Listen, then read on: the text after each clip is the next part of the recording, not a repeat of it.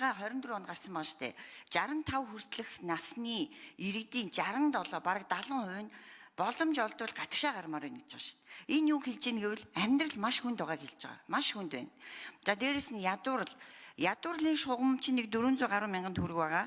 15% буюу 64 орчим мянган төгрөг нэмэхэд дахиад ядуурлын хувь чинь 10% нэмэгдэж байна. Бараг 27-оос 37, 40 руу орох гэж байна. Тэгэхээр энэ төсөв хүрээний мэдээлэл тусгагдсан энэ макро эдийн засгийн үзүүлэлтүүд чинь ядуурлын түвшинд яаж нөлөөлөх юм бэ? За хоёрдугаар одоо нөгөө татврын багц хуулиуд чинь уг нь бол өмнө нь орж ирэх ёстой байсан юм шүү. Тэрэн дээр чинь тэр орлого яаж бий болох, зарлага яах гэдэг чинь татврын хуультайгаа уялдаж орж ирэх байсан юм шүү. Энэ иргэдийн аж ахуйн нэгжийн нуруунд дээр үүрсэн энэ татврын дарамт ачааллыг бууруулах юм бодлого байхгүй юм болов уу? Энд чинь бүр өстө үгээ барж үсээ суулгаж штэ гадуур бид нар бүгдөө л мэдээд байгаа. Тэгэхээр энэ татврын тухай хууль яагаад орж ирэхгүй байгаа юм бэ? За